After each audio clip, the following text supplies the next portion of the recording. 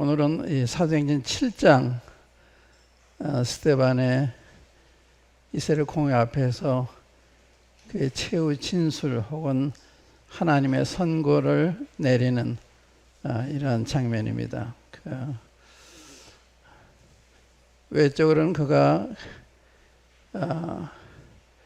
죄인 취급을 당해서 그에 대한 송사에 대한 표현하는 이야기지만 내용을 보면 하나님이 스데반을 통해서 이스라엘 민족에게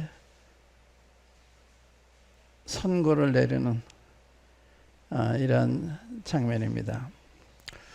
이제 이걸 통해서 배우게 된 게 뭔가 하면 우리 이제 성경 읽을 때 여러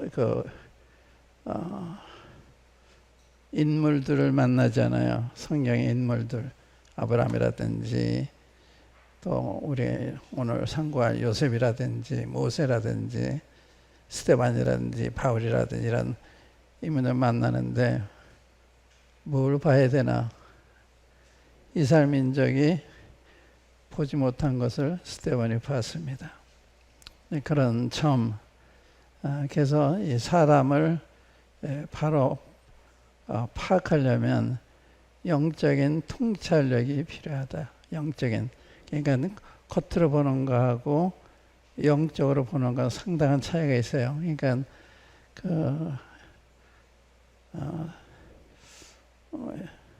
우리가 이제 이 세상 하면 보이는 세계, 보이지 않는 세계. 지금 오늘 신문을 보니까 가상 세계와 현실 세계, 디지털 세계는 가상 세계. 그러니까 가상 세계가 현실 세계와 거의 똑같은. 가상 세계가 현실 세계고 잘 안 들려요? 잘 들려요? 네, 현실 세계가 가상 세계 이렇게 구분하기 어려운 이런 시대에 우리가 살고 있습니다. 그래서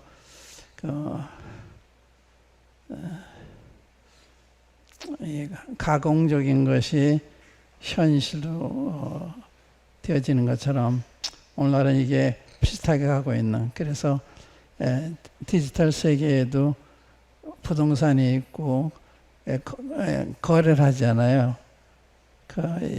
디지털에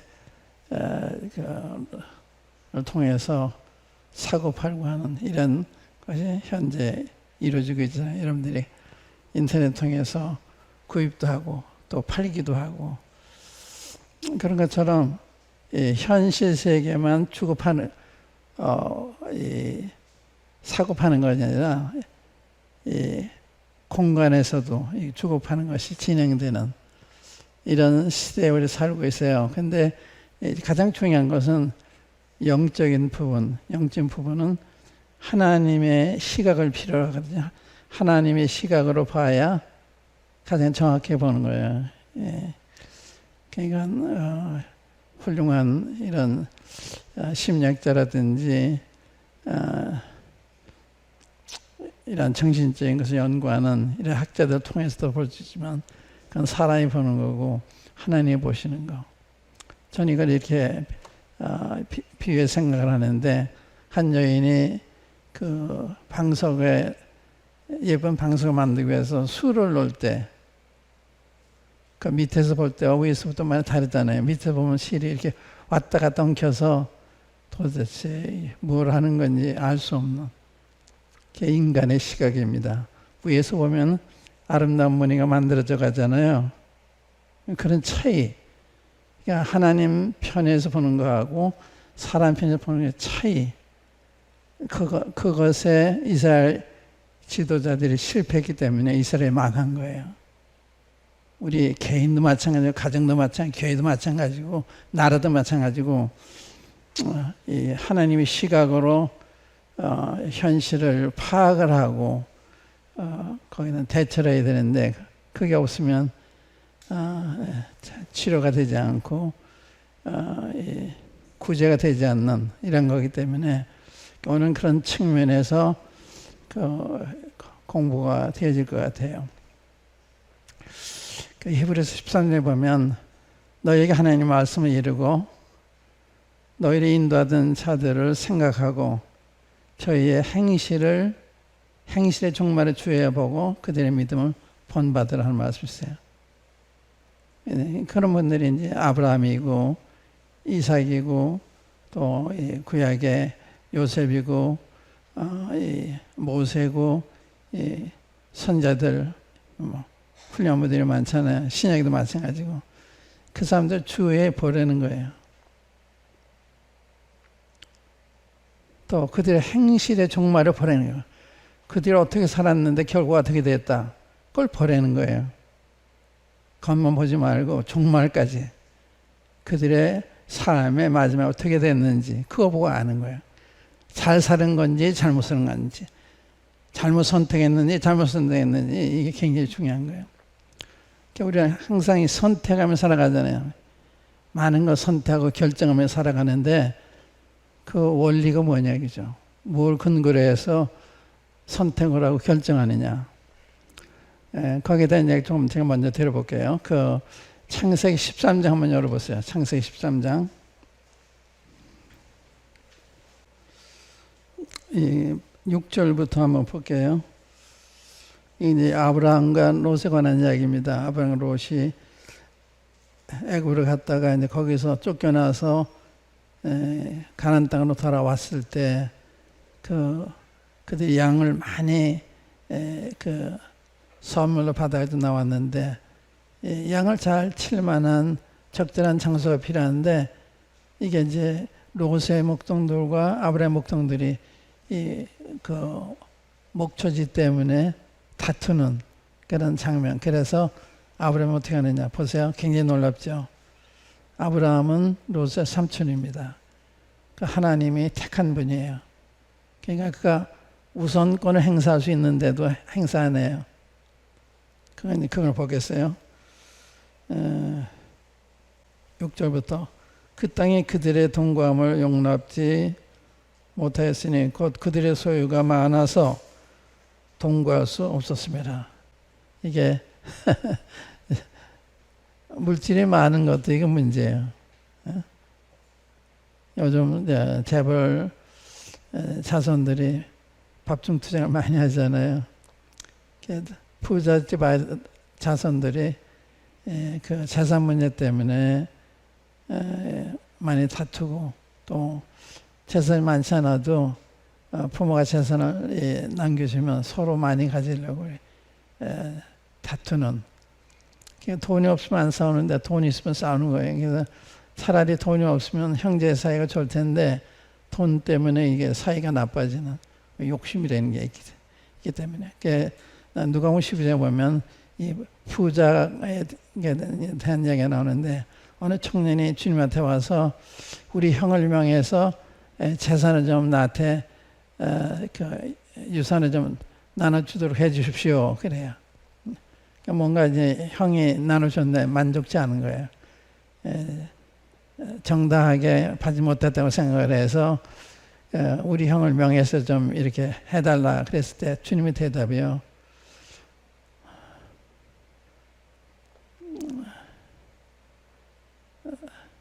모든 탐심을 물리쳐라. 인생이라는 것이 소유에 넉넉한 데 있는 것이 아니다. 그래서 모든 탐심, 이 탐심 여러 가지 종류 탐심이 있잖아요. 물질에 대한 탐심도 있고 또 이 사람에 대한 탐심도 있고 이 탐심이 있잖아요. 명예에 대한 탐심이라든지. 그러니까 모든 탐심을 물리치는 거예요. 하나님 말씀해요. 물질은 물리치면 돼야 되는 거예요. 안 물리치면 이게 시험이 되는 거예요.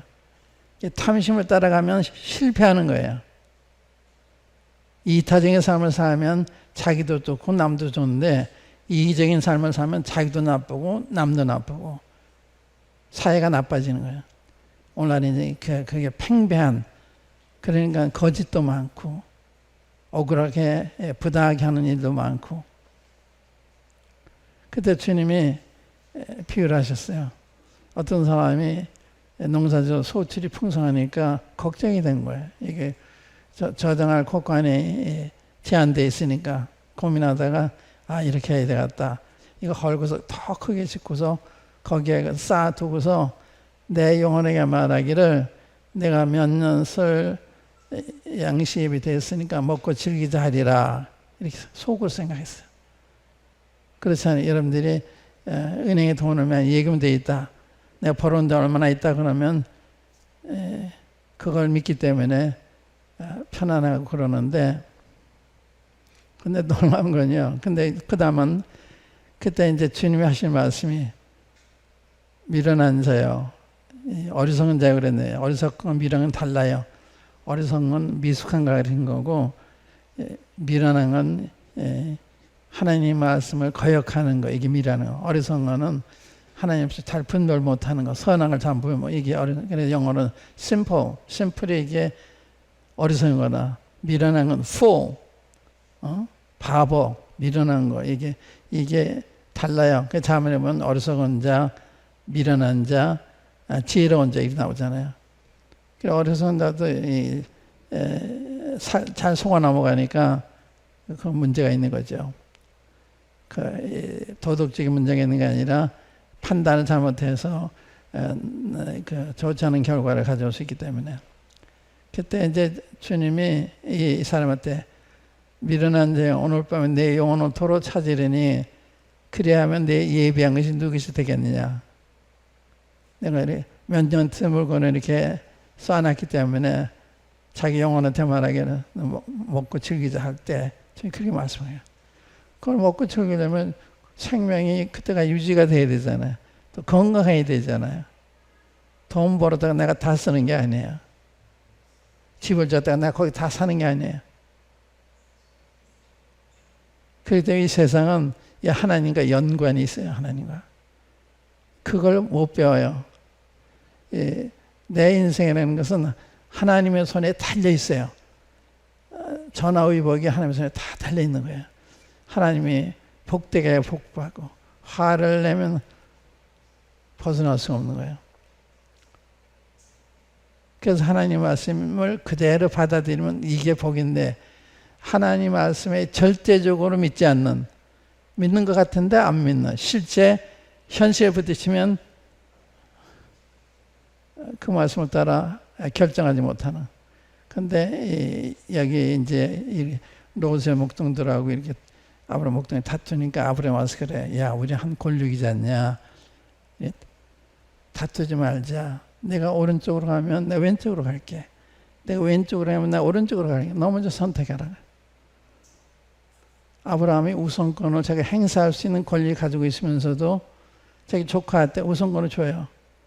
얼마 여유가 있어요. 이렇게 하는 데는 그 경험이 있어요. 9장 12장에 보면요. 그 가나안 땅에 기근이 왔을 때 아브라함이 그걸 피하기 위해서 애굽으로 내려가잖아요. 자기 아내를 잃었죠. 바로가 취했어. 그걸 통해서 배운 게 뭐냐. 아, 내가 하나님을 여쭤보지 않고 결정하고 왔구나. 그걸 배운 거예요. 우리 인생에 실패하면 하나님이 인도에 실패하는 법은 없어요. 하나님과 여쭤보지 않고 내 마음대로 결정했을 때 그것이 우리 실패의 원인, 불행의 원인이 되는 거예요. 사람 그걸 몰라요. 그걸. 우리가 우리 자신 만든 게 아니고, 우리 환경을 만들 수 없고, 우리의 기후를 만들 수 없고, 우리의 건강을 만들 수 없고, 우리 마음대로 할 수 없는 게 너무 많아요. 99% 못해요. 그런데 내가 주인인 것처럼, 내가 절대자인 것처럼 말도 하고 행동도 하고 그러니까. 제가 한 번 제 아내가 입원했다가 이제 의사 선생님이 이번 주일날 태어나도 되겠습니다. 그래서 참 태어나도 너무 좋았는데 바로 토요일 날이요. 집사람이 경기가 일어났어요. 그래서 태어나지 못하게 되면서 깨달은 게 뭐냐. 아, 내일 일을 자랑할 수가 없구나. 그때 제가 얼마나 철저하게 느꼈는지, 형제들 얘기할 때 내일 만납시다. 이 얘기 할 수가 없어요. 주님이 허락하시면 내일 만납시다. 이렇게 얘기를 할 수 없어요. 내일의 얘기는 좀 허락해 있는 거지. 내가 내일을 주관할 수가 없잖아요. 그러니까 많은 것이 다 그래요. 주님이 허락하시면 이것저것 하는 거죠. 야고보서 그 말, 야고보 4장에 보면 내가 어느 도시에 가서 몇 년 더 일해서 이 일을 벌이하는 자들아, 너희 생명이 뭐냐? 상관이 딱 없어. 안개다. 내게 차라리 뭐 주의 뜻이면 이것다가 저것도 하리라 할 것이거늘 마음대로 결정한다 이거죠. 근데 이게 굉장히 중요한 얘기예요. 여러분 인생의 관계돼요. 여러분 장래와 관계되는 것입니다. 이런 성경 보면 그냥 어떤 그 역사 공부하는 것처럼 그냥 역사인 지식을 넓혀가는 게 아니라 이거 내 생활의 거울과 같은 거야. 그래서 스데반은 그 조상의 그러니까 이스라엘 민족 역사를 쭉 이야기하면서 현재 자기를 핍박하는 주님이 핍박하는 이 백성들한테 자기들을 보도록 하긴 하는데 못 보는 거야. 너무 편견이 심하고 그래서 우리가 어떤 일을 결정할 때 그 원리가 뭐냐? 지금 아까 내가 말씀드렸죠. 아브라함이 우선권을 줬다고 그랬죠. 그가 왜 우선권을 줬느냐? 내가 아무리 결정을 해도 주님이 뜻이 아니면 이게 좋은 것이 아니기 때문에. 그래서 여기 보면요. 이제 롯은 그 경험이 없어요. 롯도 똑같이 고난을 받았는데 배운 게 없어요. 그런 그 고난을 통해서 뭔가 교훈을 받았어야 되는데 배운 게 없어요. 그래서 여기 보면 13장 그러지 보세요. 18절 보시면 아브라함이 롯에게 이르되 우리는 한 권력이라 너나 나나 너나 내 목자나 서로 다투게 말자. 내 앞에 온 땅에 있지 아니하냐. 나를 떠나라. 내가 좌하면 나는 우하고 내가 우하면 나는 좌하리라. 이에 롯이 눈을 들어 요단들을 바라본즉 소알까지 온 땅에 물이 넉넉하니 여호와께서 소돔과 고모라를 멸하시기 전이었는거로 여호와의 동산 같고 애굽 땅과 같았더라. 현실적으로 보고 결정하면요 실패할 수가 있는 거예요. 현실적으로 결정한다면 아브라함도 여기 택했을 거예요. 자기 눈으로 보고 이게 목적이 아주 이상적인 그 장소니까 풀도 많죠. 물도 있죠. 그런데 아브라함의 병이 뭐냐? 내가 좋다고 하는 것이 항상 좋지 않을 수도 있다. 내가 좋지 않다고 하는 것이 장래 좋을 수도 있다. 그걸 아는 거예요. 그러니까 우선권을 마음 놓고 자기 조카한테 너 먼저 택하라. 그러니까 롯이 배운 게 없으니까 눈을 들어서 요단을 보고 그걸 선택한 거예요. 자기 눈이 좋아하는 걸 선택했어요. 주일학교 노래 내 눈이 보는 걸 조심해. 내 입이 말하는 걸 조심해. 그런 거 있잖아요. 이게 중요한 이야기입니다. 근데 이게 이제 소돔 고모라잖아요. 나중에 유황불이 내리는 곳이잖아요. 근데 미래 유황불이 내릴 거 아브라함도 모르는 거예요. 똑같이. 하나님은 아시는 거죠. 하나님 그래서 우리 인도하실 때 우리가 오해할 수도 있어. 왜 이런 데를 인도하시지? 우리 인도하시면 우리 마음에 안 들어도요. 그게 우리한테 복이 될 수가 있고 그게 안전할 수도 있어요. 그렇기 때문에 우리는 우리가 경험하는 것이 좋다 나쁘다 여기 결정하는 거 아니에요. 하나님의 뜻이냐 아니냐. 하나님의 뜻이면 안전한 거예요. 복이 되는 거예요.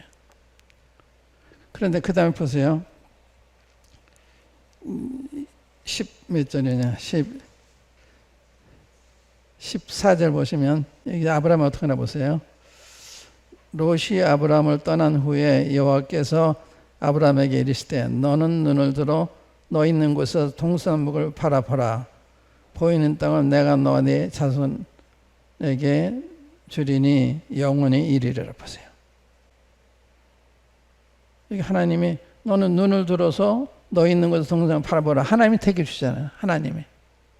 이거예요, 이게.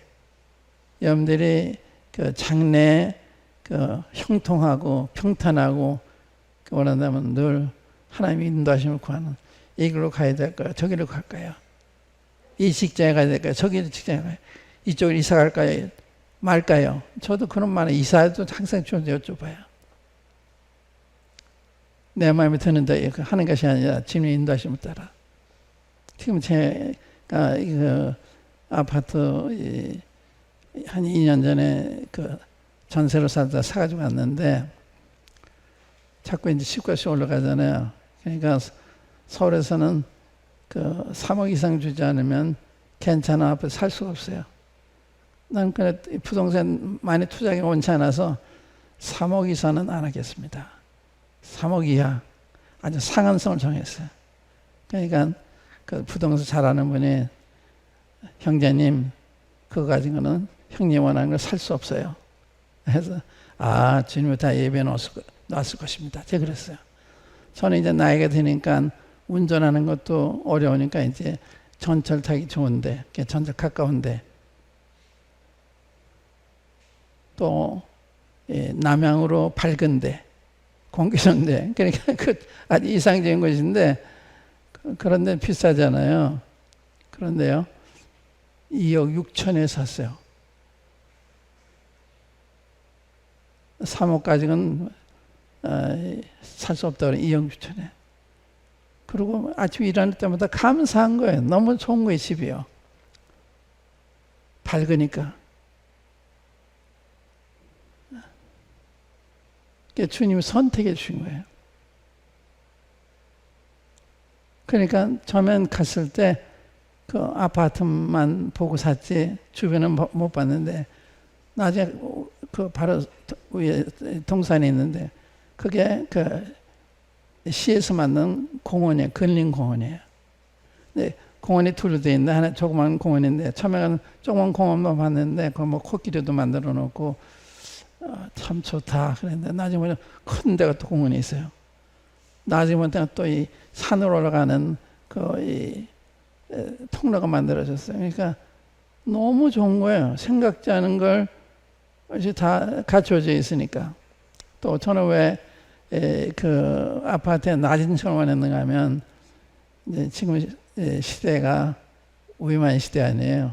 지진도 많이 나고 전쟁도 나고 화재도 많이 나고 그러니까 위층에 사는 걸 저는 그 안 좋다. 그러니까 나는 낮은 층으로 갈 겁니다. 낮은 층으로. 화재가 나도 빨리 피할 수 있는 것. 또 전기가 나가면 위층에서 수도가 안 들어보세요. 얼마나 불편해요. 거기 이제 골짜기 물도 내려오니까 좋고. 낮은 층 원했는데 그것도 사람들이 비웃어요. 그런 걸 생각하면 어떻게 집을 선택하느냐 이거예요. 그렇지만 그런 위기가 왔을 때 어떡하냐. 그때 후회할 거 아니냐.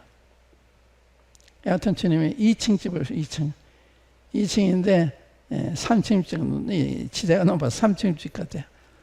만족해요. 주님이 선택해 주셨으니까. 그래서 그 이사하는 것도 다 지금 여쭤보는 거 필요한 거예요. 동쪽으로 할까요? 서쪽으로 할까요? 서울에서 얻을까요? 주변에서 얻을까요? 여쭤보고 하는 거예요. 모든 거 직장도 마찬가지예요. 직장도 돈 많이 준다고 하는 게 아니에요. 이게 주님 앞에 영광이 되나? 주님 섬기는데 시간을 제한을 받지 않나? 그리고 다 고려해야 되는 거예요. 예배 드려야 되고 주님 섬겨야 되는데 그렇게 되면 정작 우리의 주 삶의 목적은 주님 섬기는 건데 그게 다 그 시장을 받는다면 그건 좋은 선택이 아니죠. 월급이 좀 작더라도 주님이 잘 섬길 수 있는데 제가 옛날에 용산에 8군 인사처에 근무했어요. 좋은 직장입니다. 근데 생명의 말씀사 있죠. 거기서 저 초빙했어요. 와서 같이 일하자. 갔는데 그 선교사님이 저한테 너 월급 얼마 받느냐? 얼마 받는다 그러더니 우린 그렇게 많이 줄 수 없다. 그러더라고요. 그런데 적게 줘도 괜찮습니다. 돈 가지고 따지지 맙시다. 돈이 작아도 8시간에 주님 앞에 드리는 거니까 이게 이익이다. 그렇게 결정했어요. 그러니까 돈이 작아지는 데 간 거예요. 그러니까 이 직장 결정도 그렇게 결정하는 거다. 주님 섬기기 위해서, 잘 섬기기 위해서. 그래서 지금 여기 그 롯의 선택 원리와 아브라함의 선택을 못하냐. 롯은 자기 눈을 들어서 좋은 걸 선택한 거야. 내 눈에 좋은 것이 미래에 좋다는 보장이 없어요. 현재 내 눈에 좋지 않다가 미래에 나쁘다는 것을 의미하는 게 아니에요. 지금 아브라함은 주님이 선택해 주시잖아요. 롯이 선택한 데는 연합군이 와서 또 롯의 가족들이 다 포로로 잡혀가요. 그리고 시련을 당해요. 그런데 아브라함은 그게 없잖아요. 주님이 선택해 준 것이 있기 때문에. 그러니까 우리는 현실 외의 것은 잘 몰라요. 미래 잘 모르잖아요. 미래 어떻게 될지 모르기 때문에 우리가 바른 선택을 우리가 할 수가 없어요. 주님한테 의뢰하는 게 가장 안전한 거죠. 그만큼 말씀을 드리고 선택 원리를 말씀드린 거예요. 그러니까 현실적으로 좋다고 미래 좋다는 걸 보장하는 게 아니다. 현실적으로 불리하다고 미래에 불리한 것을 의미하는 게 아니다. 이 얼마나 좋아질 수도 있는 거예요. 요즘 결혼에 있어서도 요즘 청년들이 너무 현실적으로 생각하는 것 같아요. 옛날에는 이 장애인 형제하고도 결혼하고 봉사하고도 결혼, 이런 형제 자매님들이 많이 계셨어요. 지금은 상상도 못하죠. 직장만 없어도 선택하지 않죠. 그게 선택 원리가 아니에요. 주님을 참으로 경외하고 주님을 참 중심을 섬기고 있으면 그게 가장 좋은 선택이죠. 주님 경외하는 형제, 주님 경외하는 자매, 이게 최선인 거예요. 주님 위해서 내 장래가 결정이 되는 거니까. 현재 내가 돈 가지고 있다, 하루아침에 없을 수도 있어요. 그게 화가 될 수도 있습니다. 제가 충격 갈 때, 방문 갔을 때, 어느 자매님이 봉투 주셨어요. 이거는 할배는 모임에 좀 전달해 달라고. 봉투를 갖다 드렸는데, 그게 94년도인가 93년도 그때인데, 그게 50만 원이었어요, 50만 원. 그걸 이제 그 모임에 헌금한 거예요, 그 자매님이. 난 봉투 갖다 준 얼마인지도 모르는데, 근데 그 50만 원이 복이 된 게 아니라 화가 됐어요. 한쪽에서는 이거 가지고 전화를 넣자. 한쪽에서는 집회소를 얻자. 이게 결정이 안 되는 거예요. 항상 다투는 거예요. 전화 넣자. 집회소를 빌리자. 그래서 싸우다가 돈이 한국으로 돌아왔어요. 그때 화근이 되니까. 그러니까 선교는 돈이 있어도 안 되고 없어도 안 되는 거예요. 예? 도와주기만 해도 좋은 게 아니에요. 적절하게 도와줘야 되는 거예요.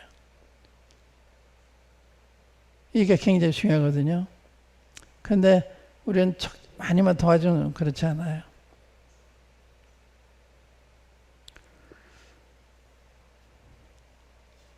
오늘 이야기에서 이제 빗나간 얘기를 했는데, 빗나간 얘기 하지만 서론적으로 필요한 이야기인데, 제가 아까 히브리서 13장에 너에게 하나님 말씀을 이루고 너희를 인도하던 자들을 생각하고 저 행실에 종말을 주여야 보고 그의 믿음을 본받으라. 그게 13장 7절인가 8절에 있는 말씀이에요. 그 다음 구절이 뭔가 하면 예수 그리스도는 어제나 오늘나 영원토록 동일하시다. 그들 하나님은 여러분의 하나님이야. 그들에게 행실의 종말을 이렇게 하신 분은 변치 않는 우리들의 하나님이야. 그걸 암시하는 거예요.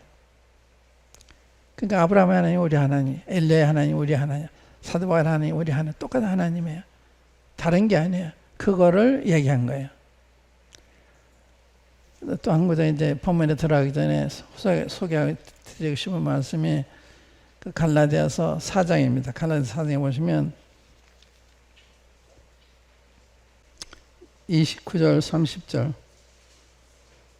31절, 29절 율법과 은혜에 대한 이야기를 하면서 그러나 그때 육체를 따라 난 자가 성령을 따라 난 자를 핍박한 것 같이 이제도 그러하도다. 그러나 성령이 무엇을 말하느냐?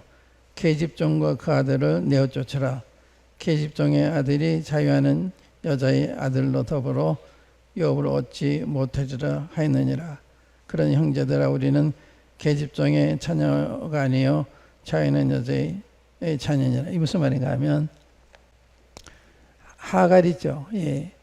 사라와 하갈. 사라는 하나님이 내 몸의 날짜가 유업을 이을 자다. 이렇게 사라에서 나야 그게 이제 하나님이 주시는 거예요. 왜 그런가 하면 사라가 아기 낳을 수 없는 때 하나님의 능력으로 아기를 낳아요.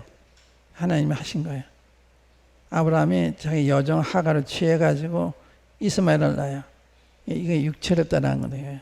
하나님의 뜻을 따라한 게 아니고 한쪽은 그 하나님의 능력으로 하나님의 약속을 따라난 것이고, 그래서 육체를 따라난 자, 이건 구원받지 않은 사람, 육신을 따르는 사람이 성령을 쫓아나는 자를 핍박한 것 같이 오늘도 마찬가지다.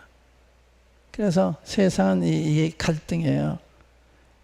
거듭난 사람을 거듭나지 않은 사람들이 핍박을 해요. 그건 교인 안에서도 마찬가지고 교회 안에도 마찬가지고 교회 간에도 마찬가지고 그건 당연한 거예요. 그러니까 우리는 사람 볼 때 저 교회 나가는 사람인데 저 하나님 택한 사람인데 그거를 몰라요. 저 사람이 성령을 거듭난 사람이냐 아니냐 이게 중요한 거예요. 사람이 성실해도요 그건 몰라요. 성실하니 뭐라. 그게 제가 이렇게 정의 신앙생활을 하면서 어떤 분은 그 참 칭찬만 성실한 분인데 거듭남에 대한 이런 확신이 없어요. 어떤 분은 문제도 있는데 거듭남을 부정할 수가 없어요. 부족한데 거듭난 사람이에요. 이제 부족이 없어 보이는데 거듭나지 않은 사람이에요. 그러니까 다 가능해요. 그렇기 때문에 성실한 것만 가지고 몰라요. 성령의 그 사람 속에서 역사하느냐 이걸 봐야 되는 거거든요. 그러니까 이스마엘은 약속의 자녀가 아니고 하나님의 능력으로 태어난 자가 아니고 하갈을 통해서 육신적으로 태어난 육신을 따라난 자가 성령을 따라한 자를 핍박한 것 같이 이제도 그렇다. 그러니까 성경 무엇을 말하느냐? 저 계집종과 그 아들을 내가 쫓아가잖아요. 유업을 받지 못하는 거예요. 그래서 오늘 이제 이스라엘이 왜 스데반을 돌려쳐 죽이느냐? 똑같은 거예요. 가인을 따르는 거예요.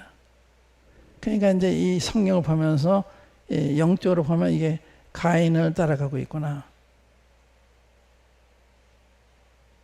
근데 이런 거를 보는 게 이제 성경을 보는 안목이거든요. 그래서 이제 그걸 염두에 두고서 한번 이제 사도행전 7장을 열어보겠어요. 사도행전 7장.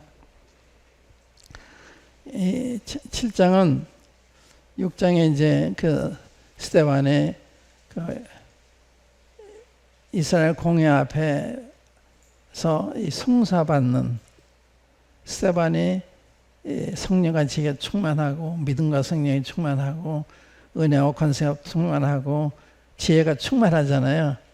그러니까 사람들이 당해내지 못해요. 이 하나님의 지혜로 말하니까 당할 수가 없는 거예요. 그러니까 거짓 증언을 세워서 스데반이 이런 말을 했다, 안 한 말을 했다. 거짓 증언해. 오늘 거짓 증언이 많잖아요. 거짓말이 많아요. 그런 거 같이 거짓 증언했는데 한번 보세요. 거기 뭐라 거짓 증언했는가 하면 6장 10절부터 보시면 스데반이 지혜와 성령으로 말함을 저희가 능히 당치 못하여. 성령으로 말하니까 하나님 말을 성령 깨달으니까 눈 먼 사람이 코끼리 만져보고 와서 얘기해가지고 눈 뜨고 코끼리를 보고서 얘기하는 사람 어떻게 당해요? 못 당해죠. 소경이를 만져보고 소경을 눈 뜨고 본 사람을 이길 수가 없죠. 그거 같은 거예요. 영적으로 눈 뜬 사람과 눈 뜨지 않은 사람은 소경이거든요. 그래서 그러니까 지혜와 성령으로 말함을 저희가 능히 당치 못하여 사람들을 가르쳐 말하기를 이 사람이 모세와 및 하나님을 모독하는 말하는 것을 우리가 들었노라. 안 한 말을 이렇게 거짓말 시키는 거예요. 거짓 증언하도록 공회 앞에. 또 백성과 장로와 서기관들을 충동시켜 와서 잡아가지고 공회에 이르되 거짓 증인들의 세우니 가로되 이 사람이 이 거룩한 곳과 율법을 거스려 말하기를 맞이하는도다. 거룩한 건 성전을 거슬러 말했다. 율법을 거슬러 말했다. 그의 말에 이 나사렛 예수가 이것을 헐고 또 모세가 우리에게 전해준 규례를 고치겠다 함을 우리가 들었노라 하거늘 전부 거짓말이잖아요. 스데반이 이거 다 듣는데 그 다음 구절 보세요. 공회 중에 있는 사람들이 다 스데반을 주목해 보니 그 얼굴이 천사의 얼굴과 같더라. 얼굴 표정 우리가 마음대로 할 수 없죠. 성령이 충만하니까 그 얼굴이 천사 같고 주님 같고 그런 거예요. 주님 닮으면 주님 모습이 나타나는 거예요. 온유하고 겸손하고 인내하고 절제하고 사랑으로 행하고 평화롭고 성령 열매 그대로 나타나는 거예요. 그걸 보고 아는 거예요. 우리가 성령 안에 살고 있는지 육신에 살고 있는 것은 성령의 열매를 보고 아는 거예요. 내가 사랑의 지배를 받고 있느냐, 사랑으로 말하느냐, 사랑으로 행동하느냐, 이거. 또 온유하냐, 겸손하냐, 평화로우냐,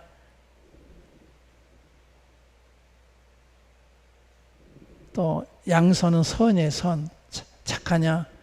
성령 하는 사람 특히 착한 거예요. 성령 말하는 착한 게 뭔지 아세요? 나를 핍박해도 나쁘게 대하지 않는 거. 그게 착한 거예요. 좋은 일 한 게 성령만 착한 게 아니라 나게 나쁘게 해도 선대하는 그게 착한 사람. 그래서 너 핍박하는 자를 축복하고 미워하는 자를 선대하고 원수를 사랑하고. 근데 그 기준에서 그리스도인이 안 살아요. 그래서 내가 괜찮다면 괜찮아. 그런 게 아니에요. 내가 성령을 따라 행하느냐 육신을 따라 행하느냐 여기에 따라 다른 거예요.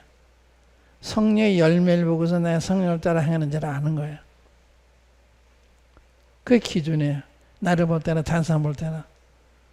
그러니까 사람이 순간적으로 그 육신을 따라 말할 수도 있고 행동할 수 있는데 그건 뭐 그걸 가지고 그 사람 전적으로 판단할 수 없죠.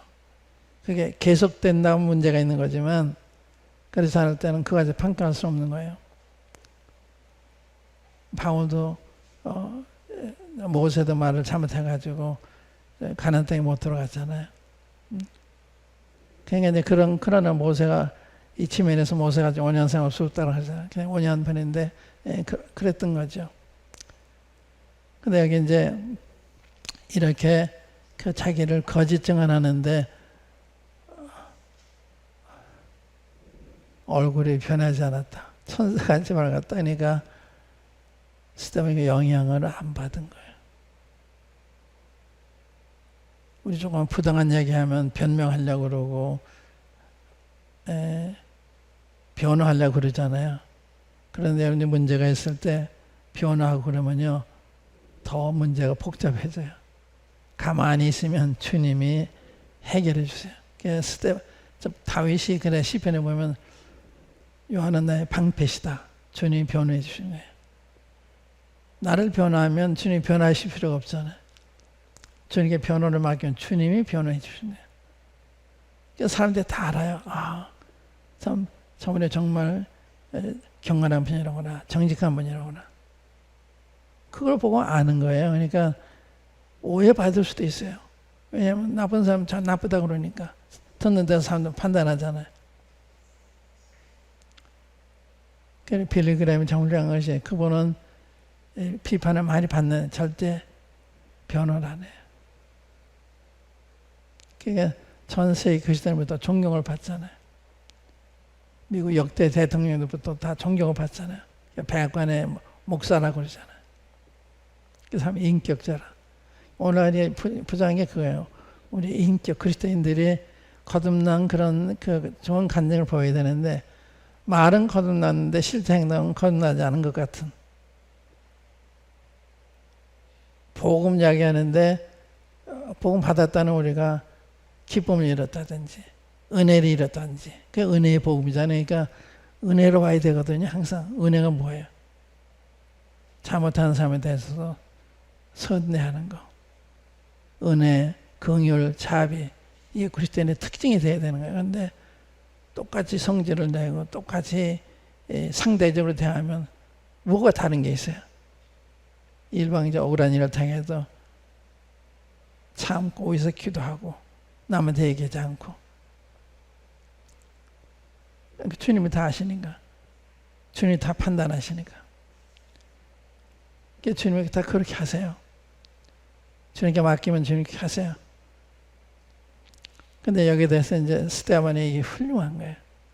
근데 이런 스데반이 이런 모습하고 봤을 때 이 공회, 이 70인 공회거든요. 예, 그러니까 그 문중에 다 모였는지 모르지만 이 정식 공회 앞에서 지금 이렇게 재판을 받는 거예요. 그러니까 참 사회적으로 훌륭한 분들, 판사들이 모여 있는 것 같은 이런 곳에서 스데반이 이제 변명을 하는데 이런 송사 받은 다음에 공회 그러잖아요. 7장 1절에 보면 대제사장이 이르되 이것이 사실이냐? 너 이렇게 송사하는데 이게 사실이냐? 여기에 대한 답변이 그 다음입니다. 이 7장 전부예요. 너 이렇게 송사하는데 이게 사실이냐? 그때 스데반이 그 이스라엘 민족의 역사를 얘기해요. 역사를. 아브라함 때부터 요셉과 모세 이르기까지 또 많은 선지자와 또 주님의 이르기까지 이 사람이 주 역사라는 왜 역사를 얘기하느냐? 역사를 통해서 자신들을 비춰보도록 아브라함을 통해서 비침을 받아야 되고 요셉을 통해서 비침을 받아야 선악간에 요셉을 그 형들이 시기해 가지고 인신매매를 하잖아. 애굽 저 이스마엘 장사꾼들에 팔잖아요. 응?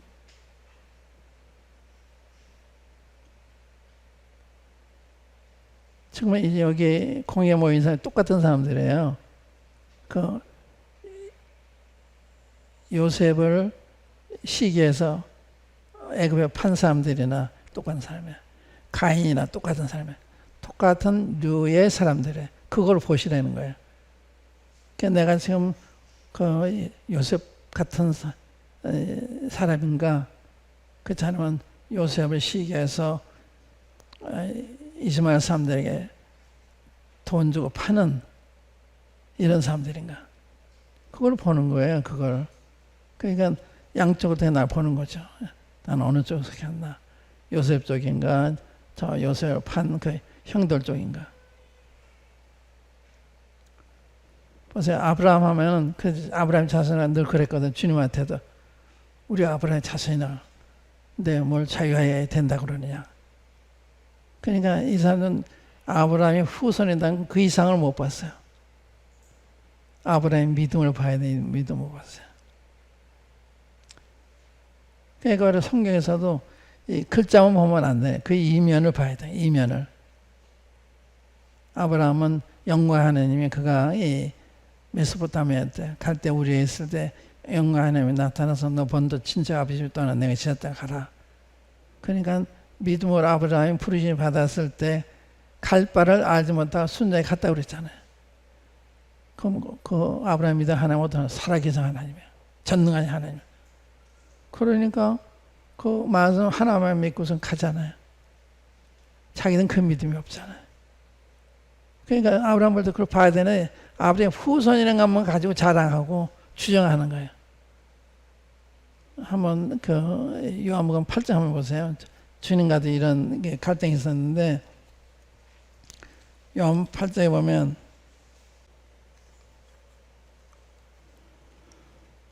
34절부터 읽어볼게요. 34절부터 주님 말씀 참 깊으신데 유대인들이 무슨 말인지 잘 깨닫지 못해요.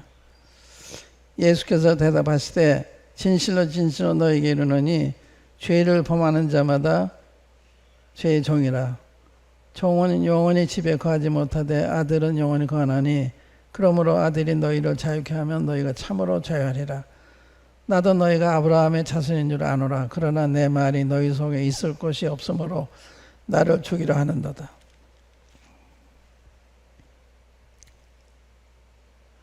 나는 내 아버지에게서 본 것을 말하고 너희는 너희 아비에게서 들은 것을 행하느니라. 이건 지금 마귀를 두고 하는 말씀이에요. 대답해 가로되 우리 아버지는 아브라함이라 하니 예수께서 가라사대 너희가 아브라함의 자손이면 아브라함의 행사를 할 것이오늘 지금 하나님께 드는 진리를 너희에게 말한 사람이 나를 죽이려 하는도다. 아브라함은 이렇게 하지 아니하였느니라. 보세요. 아브라함의 자손은 아니라고 그래요. 주님이요. 부인하시는 거예요. 너희들 아브라함의 자손. 혈통적 아브라함의 자손은 맞는데 영적으로는 아브라함의 자손이 아니야. 마귀의 자손이야. 지금 그 이야기예요. 너희는 아비에게서 본 것을 행한다. 그 다음 보세요. 42절. 예수께서 가라사대 하나님이 너희 아버지였으면 너희가 나를 사랑하였으리니 이는 내가 하나님께로서 나와서 왔습니다. 나는 스스로 온 것이 아니요 아버지께서 나를 보내신 거죠. 이게 또 맞는 거예요. 그러니까 하나님이 너희 아버지였으면 너희가 나를 사랑했으라. 그러니까 이 사람 하나님 믿는다 그러지만 주님이 다 부인하는 건 너희 하나님 믿는 사람 아니야. 하나님 보낸 나는 이거 미워하니까 그럴 수가 없는 거예요. 이제 거듭났는데 거듭난 사람 미워한다. 그럴 수가 없는 거예요. 거듭난 증거 중에 하나가 우리 형제를 사랑함으로 사명에서 생명으로 들어간다. 우리가 순간적으로 미움이 들을 수 있지만 그걸 따라가지 않아. 그걸 따라가면 거듭난 사람이 아니에요. 그건 괴로웠을까? 그렇게 할 수가 없어요. 성령이 그 안에 계시기 때문에. 그러니까 형제를 미워하면 문제가 있는 거예요. 심각한 문제가 있는 거예요. 그 이야기거든요. 그러니까 다시 한번 읽어볼게요. 42절. 예수께서 가라사대 하나님이 너희 아버지였으면 너희가 나를 사랑하였으리니 이는 내가 하나님께서 와서 왔습니다. 나는 스스로 온 것이 아니요 아버지께서 나를 보내신 것이니라. 어찌 내 말을 깨닫지 못하느냐. 이는 내 말을 들을 줄 알지 못함이로다. 너희는 너희 아비의 마귀에서 났으니 너희 아비의 욕심을 너희도 행하고자 하는. 봤어요? 그들이 누굴 믿었어요? 마귀를 믿었어요. 조정 하나님 믿는다고 생각했는데 예수 너희는 마귀를 믿고 있어. 마귀를 하나님 믿고 있어. 그런 게 기독교 안에도 많아요. 아세요? 그러니까 겉으로 보면 다 이게 정통이고 뭐 그거 아니에요.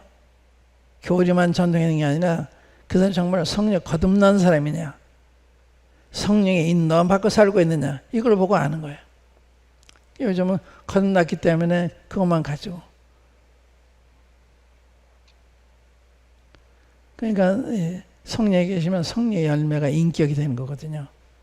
존경스러운 사람이 되고 본받고 싶은 사람이 되고, 그게 성령 따르는 사람의 특징인 거예요. 그러니까 성령이 충만하다는 건 이상한 사람이 아니라 존경스러운 사람, 인격적인 사람, 본이 되는 사람, 이런 사람인 거예요. 성령이 충만한, 성령 열매가 증거가 되니까. 그러니까 이스라엘 전체가 마귀를 자기 조상 하나님을 생각한 거예요. 그게 십자가 못 박아달라고 그러잖아요. 마귀한테 속았어요. 전 민족이 속았습니다. 그러니까 십자가 못 박는데 다 가담하여 십자가 못 박아 죽이잖아요. 고린도서 보면 너희가 그 지혜를 알았다면 한번 고린도전서 2장 한번 열어보세요. 고린도전서 2장 8절부터요. 이 지혜는 하나님의 지혜가 가르쳐. 이 지혜는 이 시대의 관원이 하나도 알지 못하는. 보세요. 이 시대의 관원은 이스라엘 민족의 지도자들이야. 이 세상의 관원이 하나도 알지 못하였느냐. 만약 알았다면 영광의 주를 십자가에 못 박지 아니했으리라. 이렇게 완전히 속은 거예요. 완전히 사탄한테. 사탄이 누구예요? 온 세상을 꾀는 자다. 온 세상에 사탄한테 꾀임을 당하고 좀 세상을 살아가고 있는 거예요. 이 사탄이 지배하고 있는데 그걸 몰라요. 그러니까 참 위험한 세상이고 참 불행한 세상이죠. 이게 각 분야에 다 들어왔어요. 뭐 스포츠니 예술이니 또 경제니 정치니 문화니 다 사탄이 들어간 거예요. 제가 로마에 갔는데요. 로마에 가면 베드로 성당이 있잖아요. 거기 가면 그 조각상들이 많아요. 예배당 안이 조각산으로 가득해요. 그리고 이제 세계적인 걸작들, 그림들이 있는데 이건 다 색깔 있는 돌들을 가지고 만든 그 미술품들이에요. 얼마나 놀라워요. 그러니까 붓으로 그린 게 아니고 그런 색깔 있는 돌을 찾아가지고 이렇게 만들어요. 그러니까 예술적으로는 상당히 훌륭한 거죠.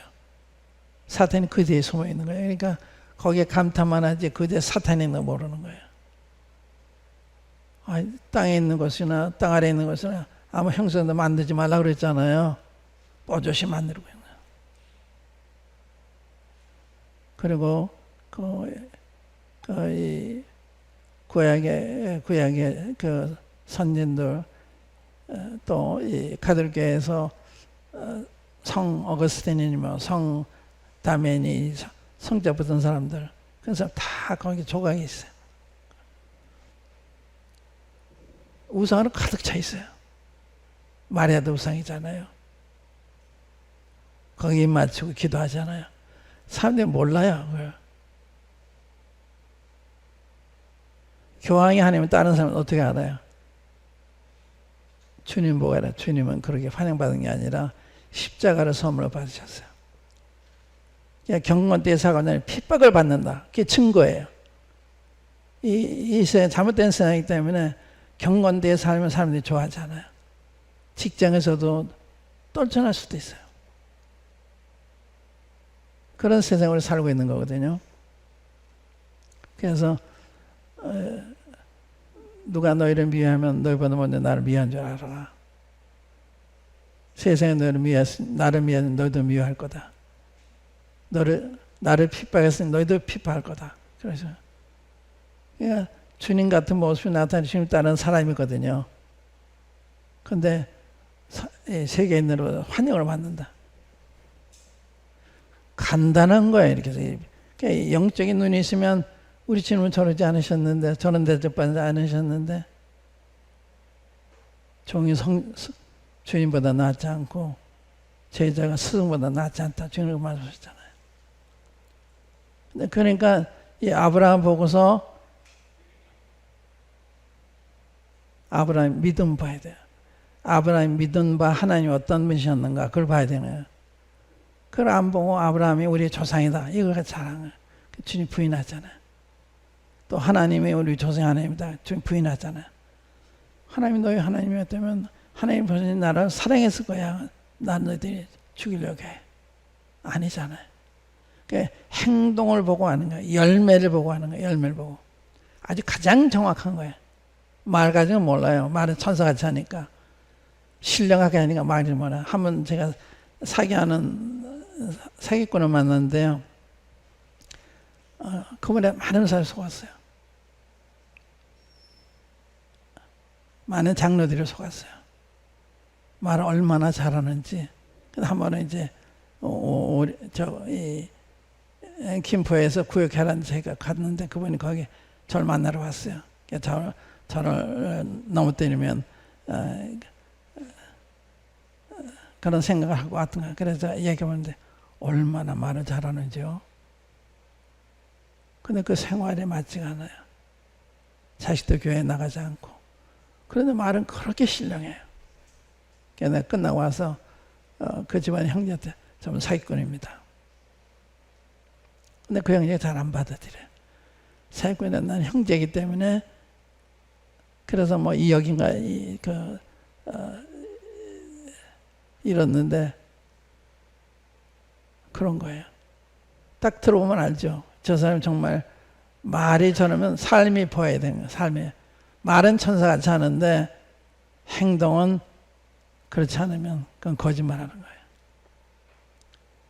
그런 영적인 통찰력, 안목이 있어야 되는 거예요. 그래서 성경에는 하나님께서 너희에게 지혜와 계시의 영을 주사 하나님을 알게 하시고 너희 눈을 마음의 눈을 밝히사 너희 부르심의 소망이 무엇이며 성도 안에서 그 기업의 영광의 풍성이 무엇이며 믿는 너희 베푸신 능력이 얼마나 큰 것을 알게 하시기 원한다. 그걸 아는 데는요 지혜와 계시의 영이 필요한 거예요. 그러니까 성경은 그냥 읽어서 아는 게 아니에요. 성령의 계시의 참 뜻을 알게 된 거예요. 이게 아브라함에 대해서 겉만 아는 게 아니거든요. 제가 말씀드리는지 모르지만 창세기를 1장부터 50장까지 잘 해설하고 파악한다고 성경 공부하는 게 아니에요. 창세기를 잘 배우면 내가 믿는 하나님이 창조의 하나님이시로구나. 그러면 제대로 배운 거예요. 무슨 말인지 아세요? 창조 하나님을 보면서 창조 하나님을 모르고 그냥 창세기를 다 알고 있다. 그건 아무 소용이 없는 거예요. 유대인들이 성경 몰랐어요? 너무 잘 알죠. 유대인 왕이 어떤 아냐가 대뜸 미가서를 인용하면서 유다 베들레헴에서 나실 겁니다. 대답하잖아요. 성경 잘 아는데 겉으로 알고 있는 겉으로. 그러니까 여러분도 성경을 겉으로 알면 돼. 그 본질을 알면은 그 사람이 그렇게 변해져 있는 거예요. 아브라함을 정말 존경하면 아브라함의 신앙이 본받고 있는 거예요. 요셉의 신앙은 본받고 있는 거예요. 그걸 보고 아는 거예요. 그런데 아브라함이 잘 아는데 아브라함은 믿음 본받고 있잖아요. 문제가 있는 거예요. 그러니까 이제 고린도전서 지금 제가 2장에 봤을 때 이 세대 가난이 한 사람도 알지 못했는 한 사람. 놀라지 않아요? 사탄이 이렇게 교활하기 때문에 전 세계를 이렇게 기만을 해도 몰라요. 나를 기만해도 몰라요. 언제 아느냐? 내가 성령을 쫓아가는지 마귀를 시험 받고 있는지 어떻게 아느냐? 쉽게 하는 방법이 있어요. 왜 우입페이지 돈, 가짜 돈, 그 감별하는 사람 어떻게 감별한다 그래요? 진패를 잘 알면 금방 안 돼요. 우입패를. 성경 말하는 주님을 잘 알면 저 사람이 성경 말하는 주님을 말하는 건지 아닌지 금방 하는 거예요. 그래서 고린도후서 11장 보면 누가 가서 우리가 전파하지 않은 다른 예수를 전파하거나 너희 받지 않은 다른 영을 받게 하거나 다른 복음을 받게 할 때는 이렇게 잘 용납하는 거예요. 다른 예수, 다른 영, 다른 복음이 이름은 같은데 다른 거예요. 어떻게 알아요? 성경의 가르침이 어떤 면이냐? 성경 말씀을 복음이 어떤 거냐? 그걸 확실히 알면 저건 아니야 이렇게 되는 거예요. 그걸 확실히 모르면 분간이 안 가는 거예요. 그러니까 이런 걸 알아도 확실히 하셔야 돼요. 확실히 알아야 미혹을 당하잖아요. 그렇지 않으면 얼마나 미혹하는 사람이 많은데요. 오늘도 10분에 보니까 어느 초선일보예요. 어느 목사님인데 진짜 이단이더라고요. 근데 아주 확신 있게 얘기를 해요. 성령도 아주 그럴듯한 걸 인용해서 자기의 적용시켜 얘기를 해요. 그러니까 그걸 성경을 모르면 다 속아 넘어가죠. 그럴듯하니까. 다 성경을 인용해서 자기가 다 적용시키니까. 오늘도 소설문이 나왔어요. 수행사람들 길을 기울여 그랬던 그런 주제로 이렇게 한 면에 전문 났어요. 요즘 그런 게 많아요. 유튜브에도 그런 사람들이 많고. 그러니까 이제 성경을 확실하게 알지 못하면 얼마든지 넘어갈 수 있어요. 알 때 확실히 아시는 거. 성경 말씀이 있으면 어떤 면이냐? 성경 말씀이 있으면 어떤 면이냐? 은혜와 진리가 충만하세요. 그러니까 은혜와 진리 충만하지 않은 분은 성경 말씀이 예수님이 아니에요. 그런 거예요. 예수님 흰 두루마기 입고 계시다. 그런 딴 사람의 예수가 하는데 흰 두루마기 아니면 아니잖아요. 우리 주님은 마음이 온유하고 겸손하시다. 그걸 보고 아는 거예요. 성경 말하는 주님은 이러한 분인데 이런 분이 아니면 아니죠. 말 가지고 몰라요. 그래서 이제 저 아브라함에 대한 이야기 처음에 나와요. 1절부터 아브라함에 대한 이야기가 나오는데, 그가 메소포타미아 때 그 영광 하나님 그에게 나타나서 내가 내 본토 친아버지 땅 내 제땅 가라. 그럼 내 이 땅을 내게 주겠다고 약속한 그런 쭉 나와요. 주님이 나타나신 거, 말씀하신 거, 보내신 거, 이걸 쭉 얘기를 해요. 그러니까 아브라함이 믿은 하나님께서 살아계신 하나님이시구나. 그걸 봐야 되는 거예요. 그냥 아브라함 자체를 보는 게 아니라 아브라함이 하나님은 이런 하나님이었구나. 저번에 자기 본토 친자 아버지를 그래 떠날 수가 있었구나. 그래 그 하나님은 우리도 그렇게 가는 거예요. 가라 그러면 가는 거예요. 왜? 아브라함 하나님 내 하나님이니까. 제가 아브라함에 대한 조금 약간 오늘 맞춰야 되겠네. 다 못하겠고 로마서 4장 한번 열어보시겠어요? 로마서 4장 17절부터요. 로마서 4장 17절 기록된 바 내가 너를 많은 민족의 조상으로 세웠다 하신 것 같으니 그의 믿은 바 하나님은 죽은 자를 살리시며 없는 것을 있는 것까지 부르시는 이시니라. 이게 아브라함이 믿은 하나님이 이렇다는 거예요. 아브라함이 바랄 수 없는 중에 바라고 믿었으니 이는 네 후손이 이 같으리라 하신 말씀대로 많은 민족의 조상이 되게 하려 하심은 이남이라.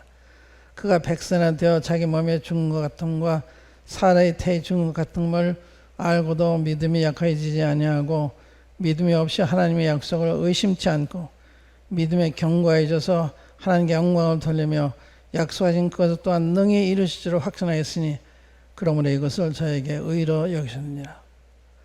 저에게 의로 여기셨다 기록된 것은 아브라함을 위한 것이 아니요 의로 여기실 받는 우리도 위함이니 곧 예수 우리 주를 죽은 자 가운데서 살리신 이를 믿는 자니라. 그래서 우리가 믿는다고 하는 건 이런 믿음을 가리키는 거예요. 이게 구원의 믿음이에요. 그러니까 그냥 이론이 아니고요. 아브라함이 그렇게 행동했잖아요. 무슨 뜻인가 하면 하나님이 어느 날 밖에 나오라 하늘에 저 뭇별을 셀수는 봐라. 네 자손이 이와 같으라. 이렇게 무수한 별처럼 내 자녀가 많을 거다 했는데 그때 자식 하나도 없었잖아요. 근데 그건 아브라함이 믿은 거예요. 바랄 수 없는 게 바랐다. 자기 몸을 보면 100세가 되고 자기 아내가 90세가 됐으니까 애기 낳을 수가 없잖아요. 바랄 수가 없는데 바라고 믿었단 말 하나님이시니까. 그런 뜻이에요. 그러니까 그 믿음을 깨달으면 아브라함처럼 우리도 처신하게 된 거죠. 그 하나님 따라가는 거예요. 부르시면 남이 오해할 수도 있고 아브라함이 자기 본토 친자 아버지 떠날 때 누가 얘기했어요? 하나님 그랬다 그러는데 하나님 옆에 계신 것도 아니고 어떻게 그걸 믿겠어요? 그러나 아브라함 영광 하나님 나타나서 말씀하셨기 때문에 부정할 수가 없는 거예요. 그래서 거기로 가는 거예요. 또 한 구절 볼게요. 히브리서 11장 8절부터 믿음으로 아브라함은 부르심을 받았을 때 순종하여 장래 기업으로 받을 땅에 나아갈새 갈 바를 알지 못하고 나갔으며 그러니까 장래를 다 주님이 이렇게 보여주시고 가라 그런 게 아니에요. 스텝 바이 스텝 가라 그냥 간 거예요. 믿고. 여러분들 저 박관준 장로님이라서 박관준 제가 아주 한국에 제일 존경하는 장로님이신데 박관준 장로님이라고 안희승 여사와 함께 일본 국회에 가서 일본이 회개하자는 유형불에 망할 것입니다. 이렇게 경고하신 분이에요. 참 훌륭하신 분인데 그분이요. 이제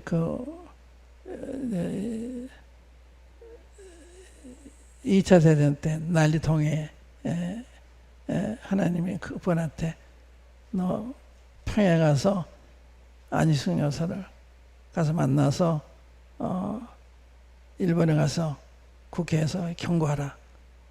그런데 안희승 여사의 소문은 들었지만 어디 사는지 난리통에 어떻게 알 수가 없는 거예요. 근데 하나님 만나서 가라 그러니까 만나게 해줄 거다. 믿고서 평양 간 거예요. 가서 걸어가다가 다 어느 문에 딱 섰어요.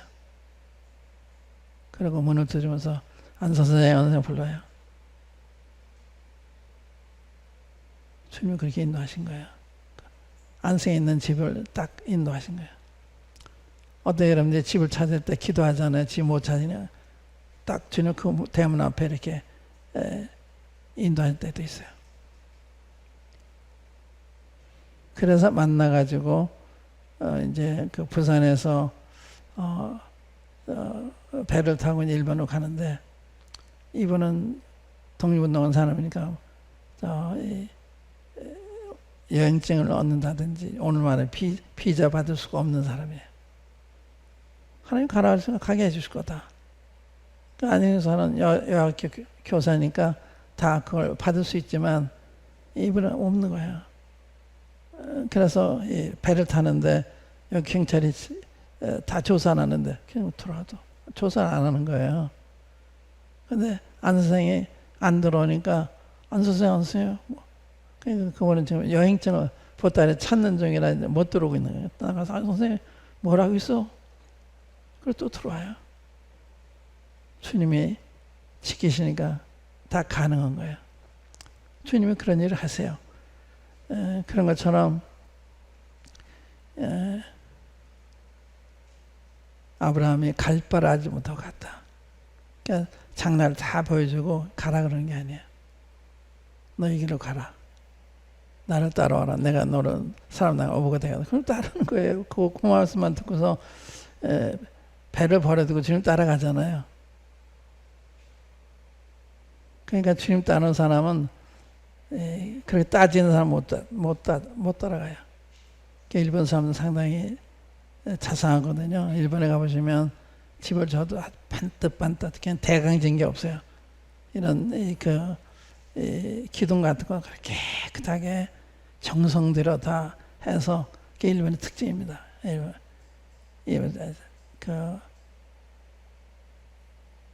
대강하는 게 없어요. 그런데 우리 이어령 교수님이 이랑해서 일본 문화는 가방의 문화고 우리 한국 문화는 보자기 문화다.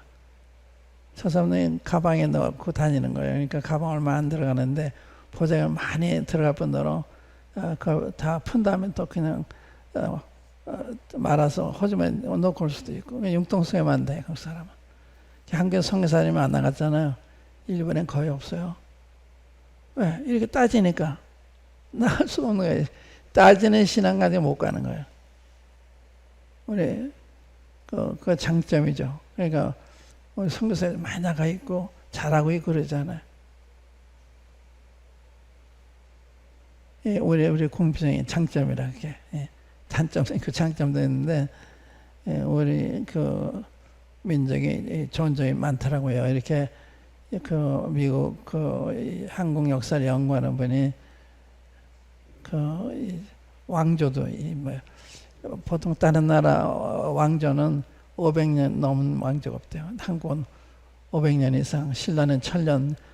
그러니까 이런 민족이 없다 이거예요. 상당히 우수하다 이거예요.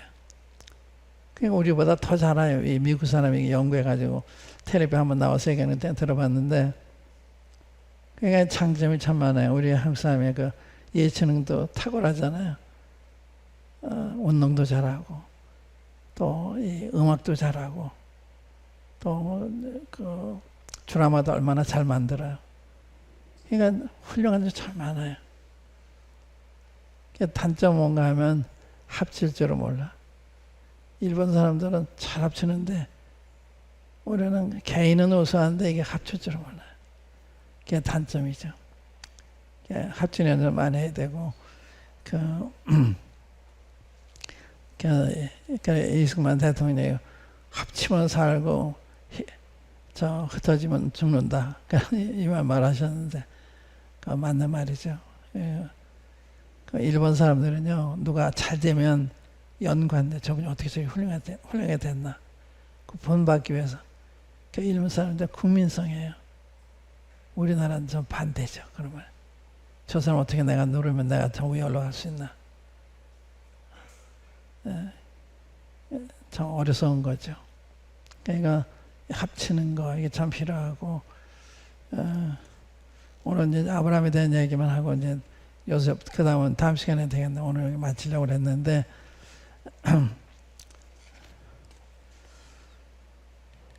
그래 그 아브라함 보고서 우리 자신을 보고 또 요셉 보면서 우리 자신을 보고 요셉을 시기해서 파는 사람 보고 우리 자신을 보고 또 모세를 보고 우리를 보고 모세를 배격하는 이스라엘 백성들 보고서 또 우리 자신을 보고 그렇게 보는 거예요. 그게 실제적으로 성경 보는 거거든요. 그래서 우리는 배울 게 많아요. 난 여기 와도 배울 게 많아. 나는 어느 모임에 가도 주님이 이 모임에 역사하시나 항상 주목해요. 예배 때도. 그런데 거의 다 주님이 함께 하세요. 그게 난 놀라운 거예요. 하나님 함께 하시니까. 그러니까 그런 부정함도 많지만 하나님 함께 하시는 이게 부정이 안 되고 또 어느 모임에 어느 게 장점이 어느 문제가 있는 것도 다 느끼는데 이 성도께 제가 자랑을 많이 해요. 여러분들 수요일도 이렇게 많이 나오시고 수요일 또 어린애들 데리고 나오시고 그러니까 그런 모임이 없어요. 주일날은 애들 데리고 혹 나오는 경우 있는데 근데 여기 수요일이나 주일이나 상관이 없는 거예요. 주님 말씀을 사모하니까. 그런 데가 없어요. 그러니까 참 여러분들 주님이 보호하셔가지고 훌륭한 모임이 돼서 정오 모임이 좀 이렇게 보내드려 줬으면 이런 많이 있거든요. 지금 이제 마지막 때이기 때문에 그게 필요한 거예요. 주님이 여러분들 높이시면 그런 모임이 되는 거죠. 우리가 노력해서 되는 게 아니고 주님을 축복하시면 그렇게 되는 거기 때문에 여러분들 이러한 믿음의 보조로 신앙생활 하시면 주님이 축복하실 거예요. 너에게 하나님의 말씀을 이루고 너희 인도하던 자들을 생각하고 저들의 행실의 종말을 주의해 보고 그 믿음을 본받으라. 그때 육체를 따르는 자들이 성령 난 자들이 핍박과 같이 이제도 그렇다. 그러니까 육체를 낳은 사람, 성령 낳은 이게 대립이 되는 거예요. 그러니까 육체를 따르는 사람은 귀한 거죠. 부족해도 귀한 거예요. 그러니까 우리 송찬영님이 유명한 얘기 했어요. 성도에게는 소망이 있다. 저는 오래전 그 이야기 들었는데 그게 참 명언이더라고요. 왜 그러냐? 그 성령이 계시기 때문에 지금 잘못 가도 다시 돌아온다 이거죠. 그거 맞는 말이에요. 성도에게는 소망이 있다. 기도하십시다.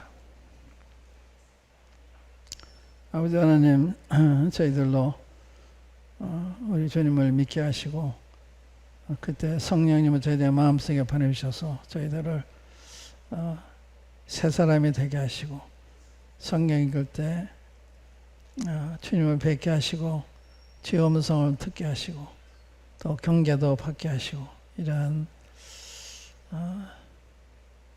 변화를 저희들에게 주신 것 감사합니다. 아버지 계속 성령님의 역사를 저희들의 마음 가운데 풍성케 해주셔서 성령과 지혜가 충만한 믿음과 성령이 충만한 또 은혜와 권세가 충만하고 지혜가 충만한 스데반과 같이 되어서 스데반과 성경을 확신 있게 증거할 수 있게 하시고 또 삶을 통해서 나타날 수 있게 하셔서 주님이 저희들의 삶을 통해서 나타나시고 주님의 어떠하심을 나타내 주시기를 바랍니다. 오늘 공부한 말씀을 각인의 말씀 속에 깊이 새겨지게 하셔서 스데반과 같은 이런 자녀들이 많게 해주시기를 바랍니다. 주 예수 그리스도의 이름으로 아버지 하나님께 기도합니다. 아멘.